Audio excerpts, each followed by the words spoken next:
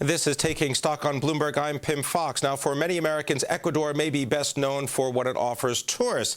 The capital, Quito, and the Galapagos Island, a place that gave rise to Darwin's theories on evolution. But for investors, the appeal these days may be in what else Ecuador has. Oil, for example, gold, timber, as well as agriculture. Now, the Open for Business sign is out. And here with us, Karina Amaluisa, Ecuador's Trade Commissioner in New York. Karina, welcome to the program. Thanks so much for coming in. Nice meeting you. Talk a little bit about so far the foreign investment that has gone into Ecuador. Let's say the Chinese, they have been investing in oil in Ecuador. That's the biggest export right now, correct? Yes, that's it.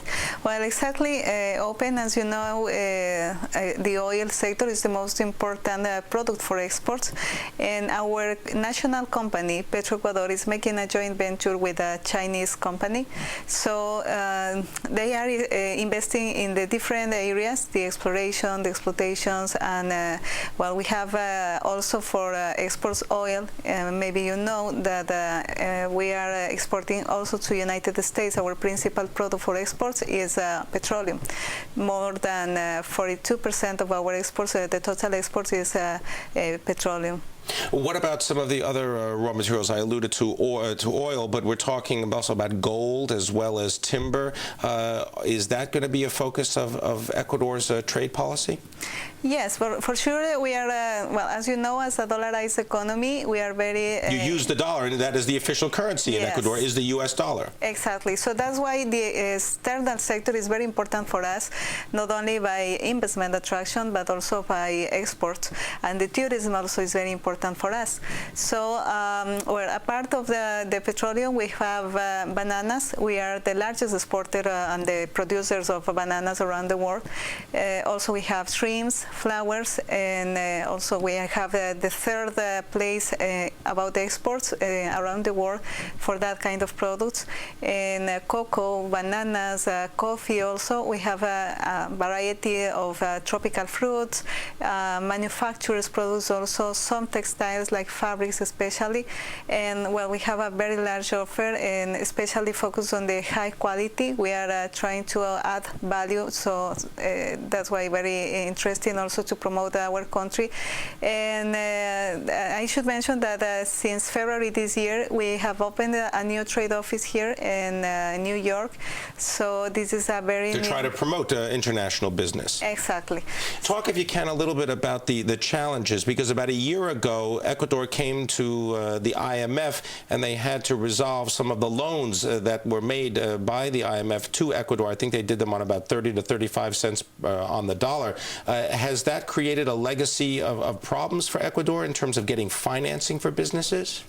Well, not exactly. Well, as I said, we have a very new constitutional framework, and we are trying to assure the equality treatment between national and foreign investors. So we are very confident because we are very convinced about the importance of the external sector.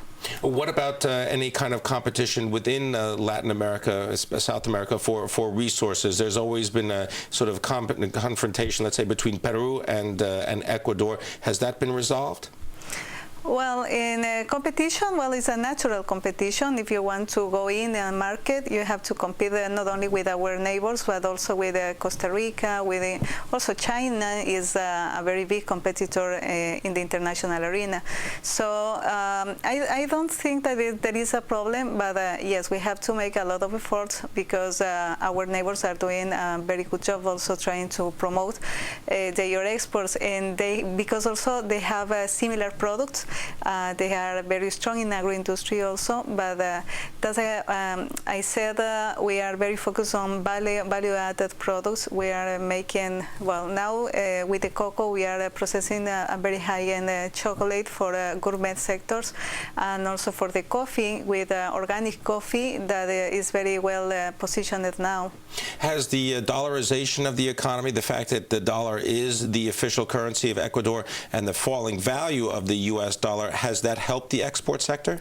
Yeah, sure. Especially for this market, United States, as you know, is our principal commercial partner. So most of our exports, more than 45%, is going to this market, and also our imports. Our principal seller is the United States. Talk a little bit about the tourist business. Are you also seeking partners for developing tourist properties in Ecuador? Yeah, for sure.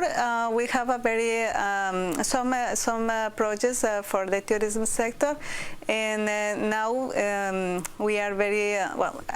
We register the tourism as a product of exports, and it is the third one in importance after oil and bananas.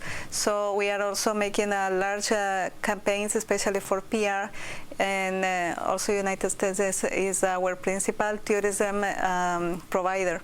So yes, for us also tourism is very important. What kinds of investment do you look forward to having in Ecuador? Is it to import, let's say, manufacturing jobs, or is it also to import service jobs? Yeah, service jobs is very important too, especially in the construction sector, and also we have in the IT, technology also is developing every single day. We have also in tourism services and every kind of services related with the petroleum companies and the petroleum services. Any more investments from the Chinese going into Ecuador in the future, do you see? Well, let's see, because the joint venture is already signed, so we think that it's going to be improved during the next few years. Okay, all right. I want to thank you very much. Thank you so much. Karina Amaluisa, sharing your thoughts with Ecuador with us, the Trade Commissioner of Ecuador, having opened a new office here in New York.